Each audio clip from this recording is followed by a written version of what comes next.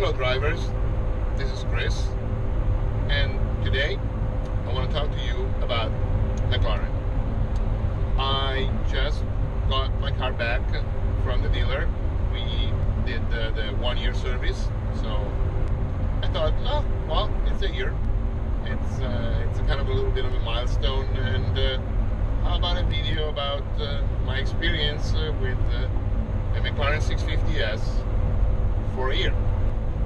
What do I like, what I don't like, and you know, I'm sure you've seen a ton of videos about 650S has been tested in any possible way, and they kind of all say the same thing, which is correct, by the way. The car is mighty fast. It's really mighty fast. It is in the tests, and when you own it, it really is. But after a year, you know, all this thing about the performance gets old, and you can, you know, look at the other factors. Or not. It doesn't get old. So, number one, after a year with the 650S, the performance factor does not get old. This car is awesome and amazes me every time I drive it. And when you push it, it really almost scares me still after a year. So that is still true after 1 year. I think it will be true for a very long time. The other thing that I think most people want to know, because it's a British car, so British cars have maybe a reputation of not being really reliable. How was it in terms of reliability? I put on about 4,500 miles in the first year, and no problem whatsoever. None. Zero. Not a missed start. Nothing. It just worked flawlessly. And so, as far as I'm concerned, the car has been perfect, not a glitch. It's as reliable as my Honda, as far as I'm concerned. Actually, my Honda had a couple of small things. The McLaren didn't. So, I can't believe that, at least in my garage, reliability, McLaren beats Honda. So, how about what I like about this car after a year still?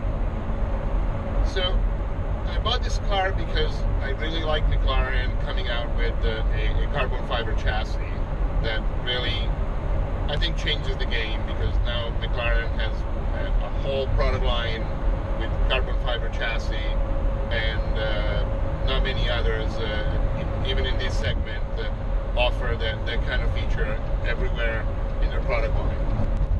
And I expected it to be really, really good. Not just like a, you know, great in something that looks great in the specs, but it really something you can feel and enjoy every day. And also, this car has another couple of things that are different, and I didn't really know what to expect. One is that it does not have a limited slip differential. It's an open differential, and the brakes and the computer act as a limited slip differential. But there is no mechanical limited slip differential in any shape or form. And that was actually the one thing that I was worried about. Is it going to work? Is it something that will, you know, make this car drive funny? I don't know.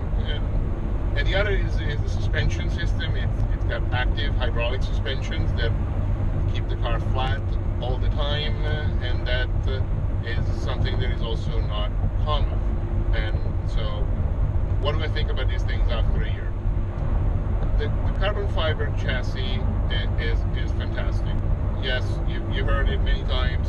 You can have a Spider convertible that basically performs exactly the same as a coupe, and that is true. It doesn't flex, it doesn't rattle, it doesn't wobble, nothing.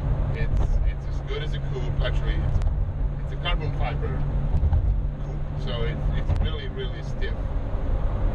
combine that with the suspension, the active suspension works really well. It keeps the car really flat all the time.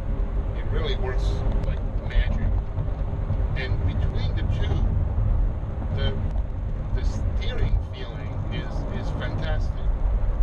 But it's not fantastic just when you drive it hard. It's fantastic all the time. At any speed, this car is fun to drive. I wouldn't go as far as saying that it's fun to park it, because it's a supercar. It's low, rear visibility is limited despite the camera. So maybe it's not fun to park.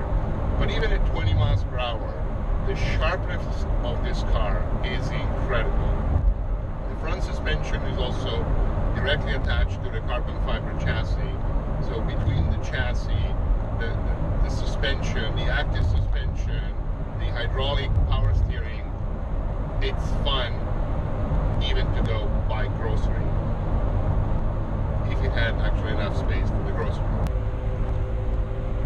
One thing that the suspension does, and it's really, really good, is that it has a wide range of stiffness. So in normal mode, you have a relatively comfortable car, relative to supercars. I've seen many videos and journalists saying that this is as comfortable as a sedan. I think that's an exaggeration. It can be comfortable for a supercar. It's pretty soft, but the suspension travel is very limited, so it will never be a sedan. But for a supercar, it can be quite comfortable.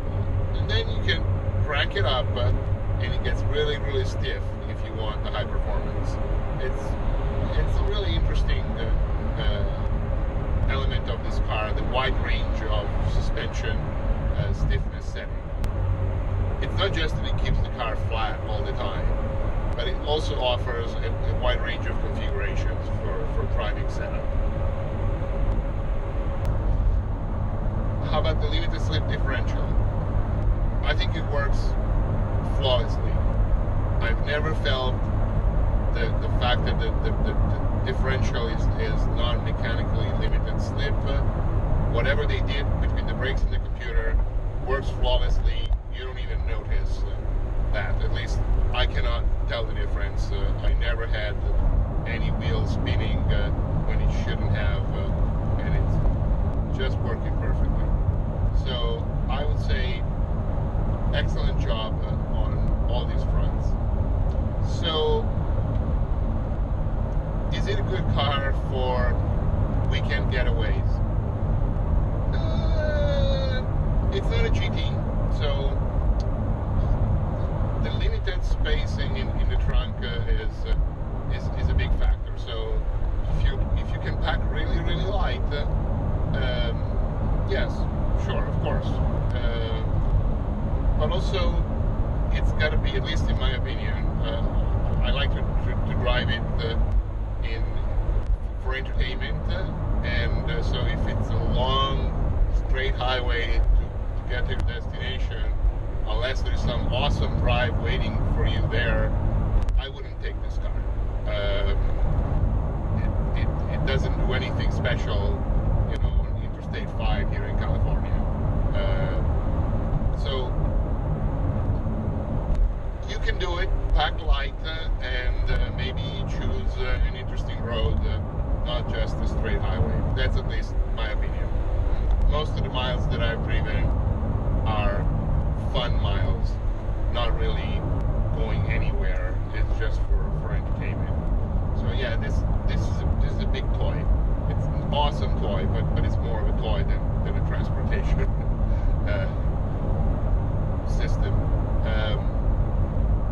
So that also leads to daily driving. I don't drive it daily. I work downtown San Francisco, and I leave in San Francisco on the hills, and I almost never take it to work. It's really no fun to drive it in the city. Again, there is no purpose. If I have no other car available, I'll take it, but it's more out of lack of better options than because I think it's a good idea. And so consider it as a daily driver. There are lots of people on the internet reporting that they do, and that's great.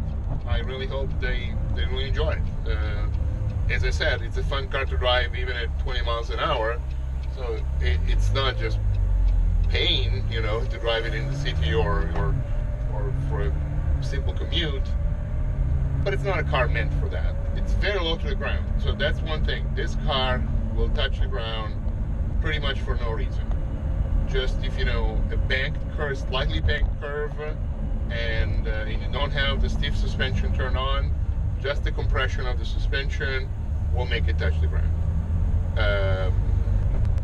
It's not a problem. I think the first couple times you may cringe, like, oh my god, my beautiful car is touching the ground, and but then you get used to it. It's not really a big deal. See, this is what it's meant for. Not to drive in the city and park in a garage all day.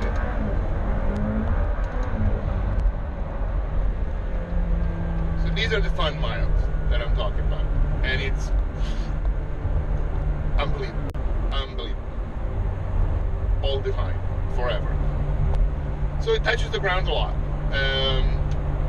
My philosophy at this point, if you want to call it that way, is that the bottom of the car is like another tire. It's got the fifth tire. It will scratch the ground, and maybe every once in a while something will need to be changed. There are very small plastic winglets in the underbody that sometimes break off if you touch the ground. They're there to drive the air perfectly in the underbody, so they're there for a performance reason, but sometimes they break off. They're not expensive to change, $50 to $100, and it may happen once or twice a year. Just live with it. I do. I don't care. And it's a performance car, so it's something that I really like about McLaren. They build cars apparently really with high performance in mind, to the point that they put these winglets in the underbody in places where they may break off, but you know, whatever it takes to get you the best performance. Even if once or twice a year you have to spend $50 on a new winglet, and there is no, this is almost funny to me, there is no glove box in this car. Who cares? It doesn't help performance, I guess. So it's really a performance-oriented car. If you want a car that when you drive, you know, puts a smile on you, it's like, to me, it's probably the ultimate antidepressant, and no side effects that I know of, except maybe expensive speeding tickets and a big hole in your bank account. But biological side effects, I think there's none.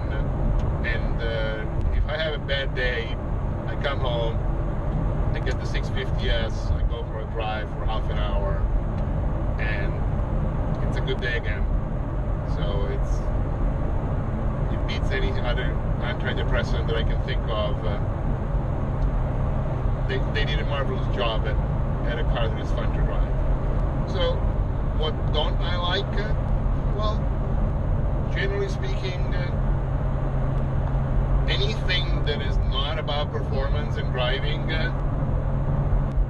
it may not even be in this car.